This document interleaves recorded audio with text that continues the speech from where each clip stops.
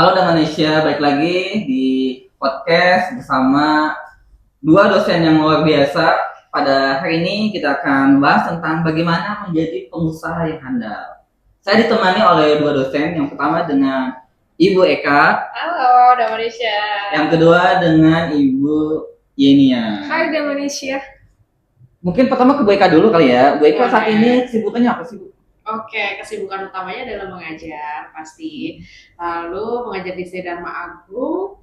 Oh ya, ada tempat lain gitu ya. Saya juga jadi trainer di Komdiji gitu.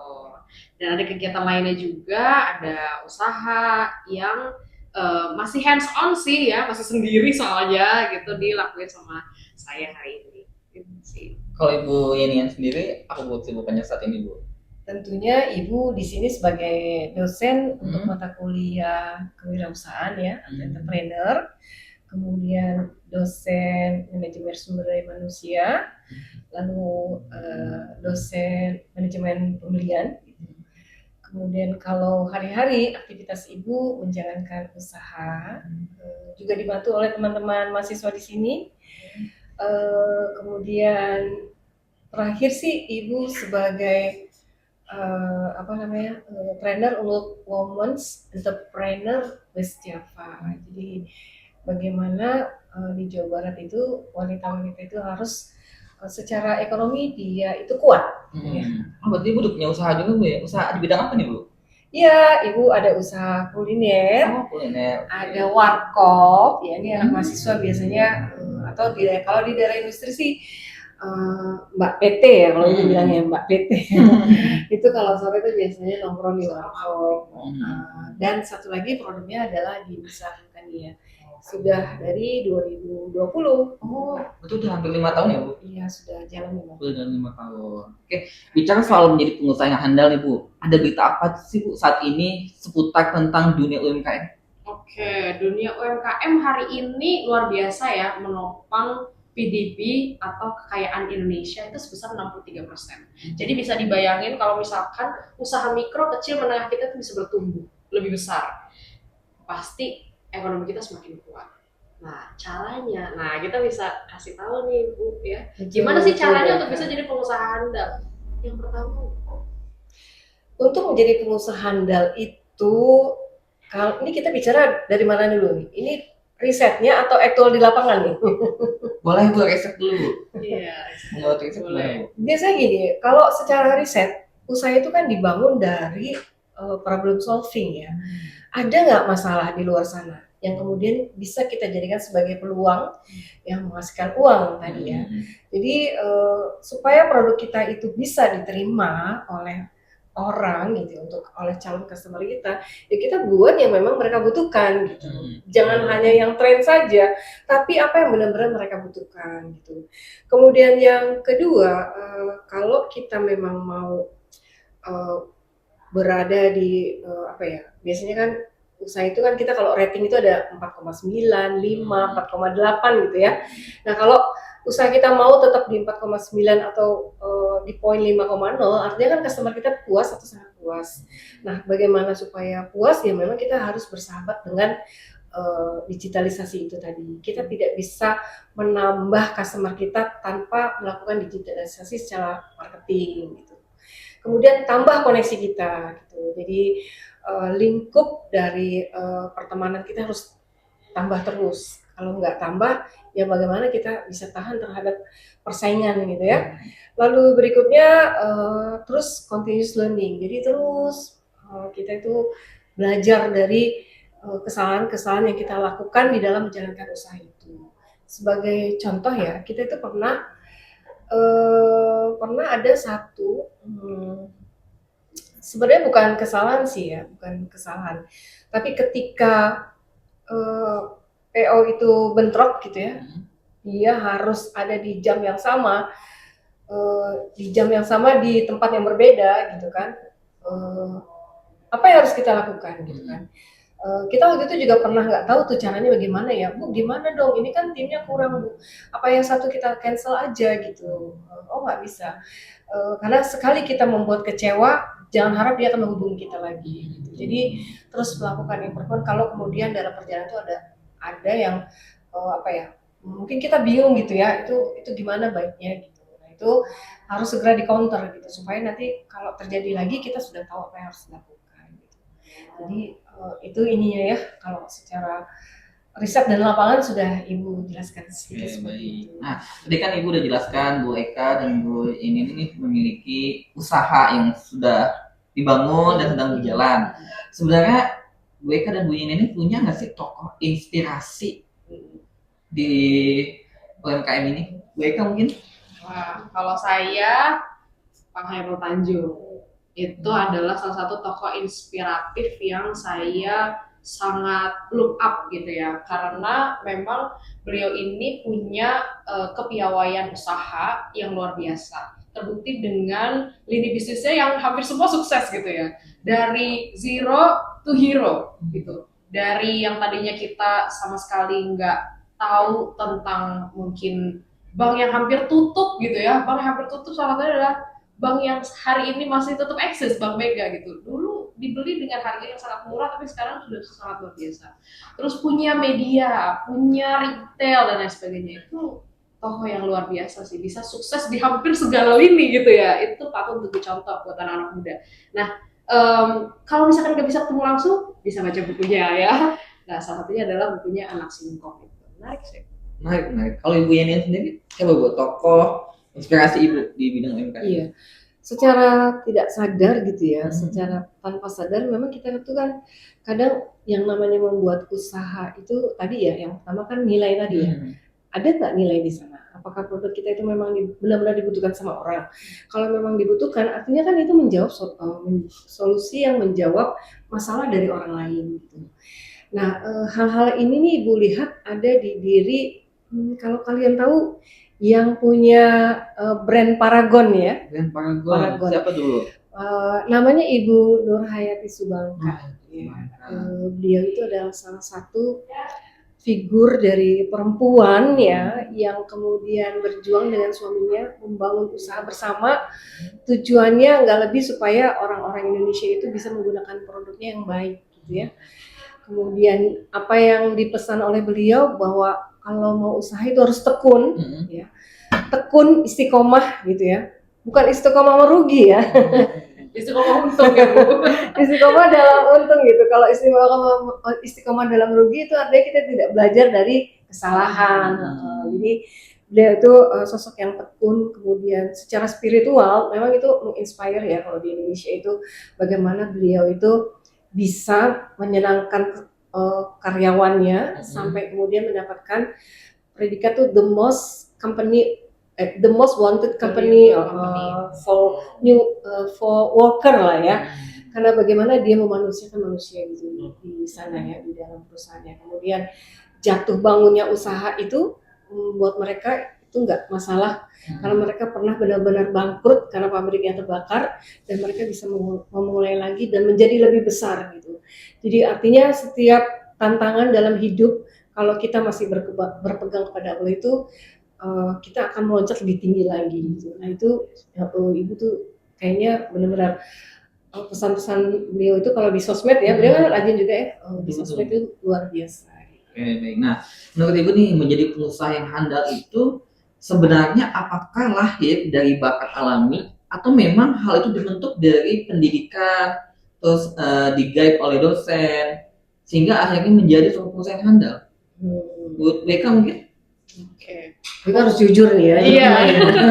Apakah memang bakat alami atau dari pendidikan dipelajari, dibimbing oleh seorang tutor atau dosen sehingga bisa menjadi pengusaha yang handal? Untuk bisa menjadi seorang pengusaha atau apapun itu sebetulnya yang utama bukan karena bakat ya.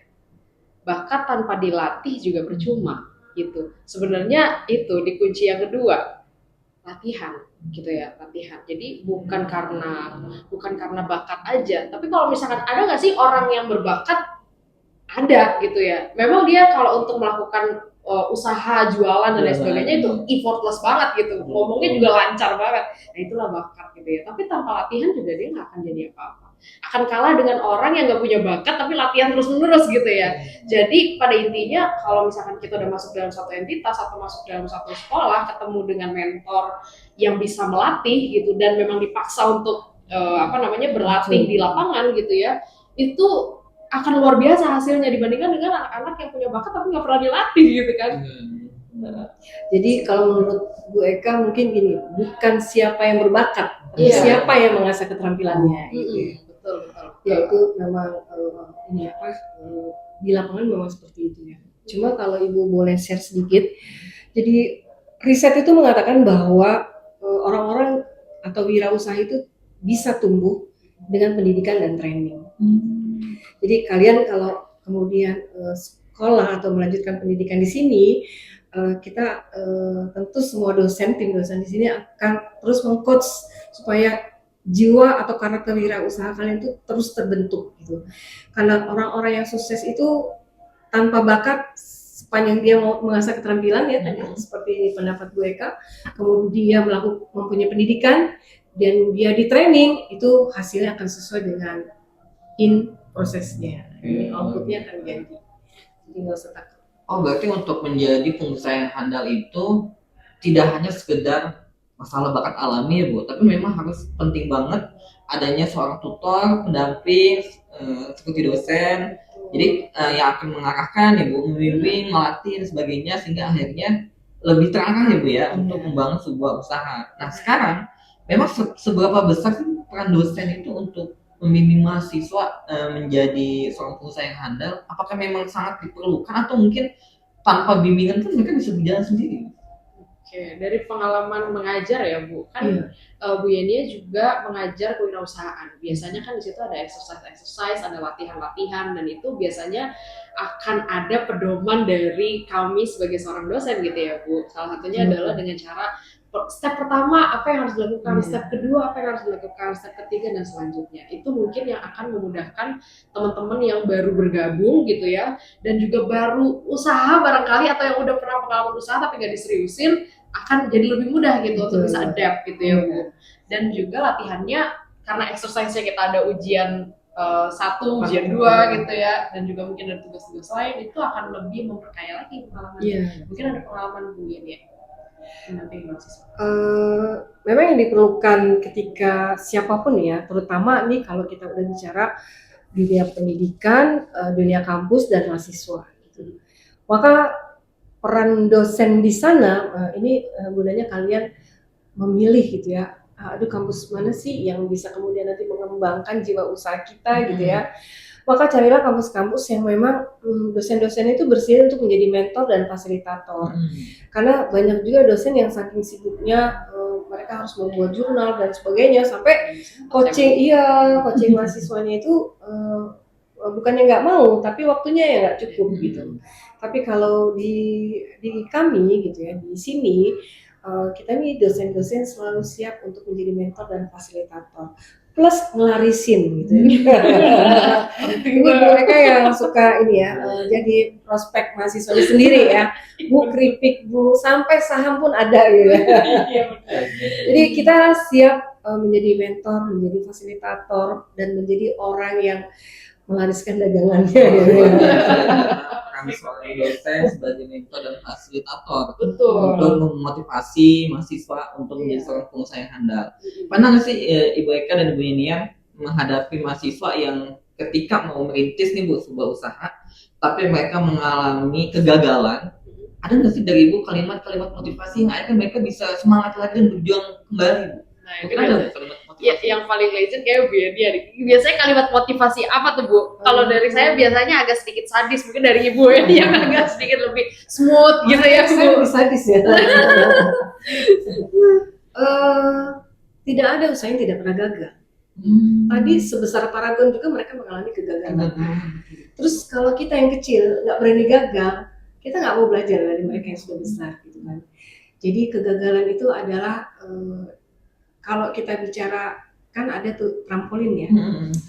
Gagal itu kan ketika kita sedikit ke bawah, tapi mantulnya itu kan lebih tinggi. Ya. Jadi be like that, jangan pernah takut gagal. Yang bahaya itu justru yang nggak pernah gagal, artinya dia nggak pernah coba ya. Betul sekali. Betul, betul banget. Kalau gue kan Hajar mereka.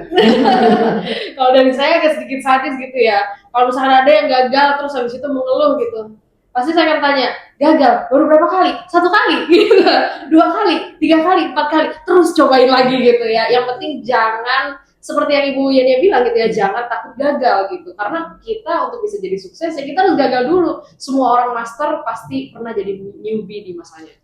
intinya menghabiskan jatah gagal ya Bu. Betul. Habisin jatah gagalnya. Benar. Karena selagi kita mau berusaha, mau seberapa banyak gagalnya, pasti akan ada titik berhasilnya ya Bu. Betul. Yang penting terus Yang penting terus mau mencoba. Berkelanjutan. Tapi kalau betul. di analogikan tuh kayak ini ya BK, kita pernah belajar bareng ya BK. Kalau gagal itu kan indikasi 0 ya. 6 kali gagal punya berapa? 0. 6. 0. Kemudian ditambah 1 kali kesuksesan. Sekarang duitnya jadi berapa? Dengan 0, 6-nya 0 itu. Ditambah 1 kesuksesan. 1 juta kan? Iya. Nah, gitu. Luar biasa. Itu dia. Oke baik. Terakhir Bu, pertanyaan cepat. Oke. Yang pertama, 1 kata yang menggambarkan pengusaha sukses dari Bu Inian. Pengusaha sukses. Pengusaha sukses Satu itu kata. yang kuat mental ya. Kuat mental. Ibu Eka, Bermanfaat. bermanfaat. Kegagalan terbaik menurut Bu Inian mungkin yang sudah pernah dialami apa Bu?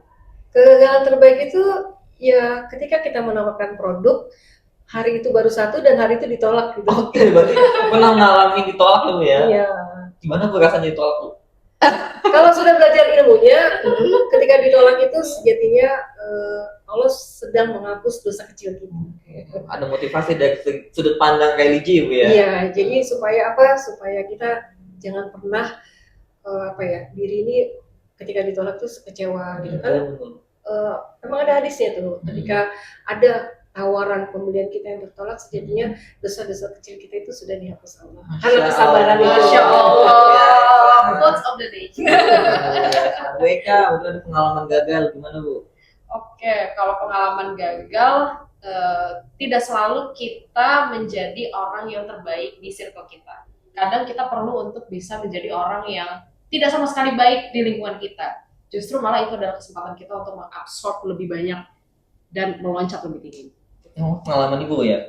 Tapi ketika Ibu mengalami itu Bu, tidak menjadi terbaik di sebuah circle Iya. atau sebuah institusi atau sebuah pendidikan sedang Ibu jalanin, gimana Bu perasaan Bu nggak mau jadi yang terbaik Bu? Perasaannya tidak menjadi yang terbaik dalam satu circle itu menyenangkan sekali karena kita lebih banyak mendengar, lebih banyak mengabsorb sehingga kita lebih banyak belajar. Kayak gitu. Jadi ada refleksi diri ya Bu Ada ya? refleksi dirinya. Iya. Tawadu ya. Waduh, Dan jadi luar rendah biasa. hati gitu ya. Jadi rendah hati itu penting banget loh di era sekarang yang serba pamer dan lain sebagainya.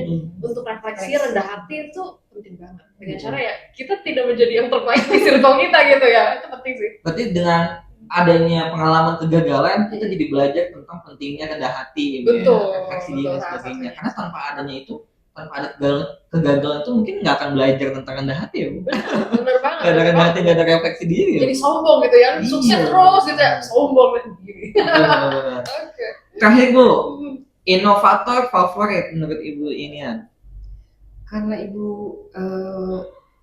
dulunya berada di manajemen cukup lama, jadi yang membuat dunia itu berubah saat ini adalah Mr. Honda. Oke. Jadi bukunya Honda Way. Jadi kalian nih kalau anak-anak manajemen atau anak-anak yang akan bekerja di perusahaan lah, kalau belum pegang buku Honda Way belum syah ya sebagai mahasiswa. Itu dia ya. Pesen ya. Luar biasa. Terakhir dari Ibu Eka? Oke, kalau dari saya karena masih muda, ingin terobosan gitu ya, sesuatu hal yang nggak baru, yang sesuatu hal yang common. Saya suka Elon Musk karena orangnya tuh sangat beyond ya, pikirannya tuh luar biasa gitu. Termasuk bisa rekreasi ke luar angkasa ya. Betul ya, saya pengen bisa mikir gitu ya. Berapa biayanya? Waduh, mahal banget ya kayaknya saya belum mampu tuh kayaknya tuh. Oke, itu sih. Oke, baik. Bu Eka dan Bu Inian, terima kasih untuk waktunya. Sudah Sama-sama. share pengalaman, pengetahuan, wawasan, sehingga ini menjadi inspirasi buat para Damanesia yang menyaksikan podcast ini. Intinya dari pesan-pesan yang disampaikan oleh narasumber kita. Jangan pernah takut gagal sekali dua kali. Selagi kita mau berusaha dan mau berjuang, pasti akan ada titik kita suksesnya. Tapi selagi kita gagal dan menyerah, itu artinya kita telah gagal selama-lamanya. Terima kasih ibu-ibu semuanya sudah Sama-sama. hadir. Sampai ketemu Selamat lagi. semuanya. Bye.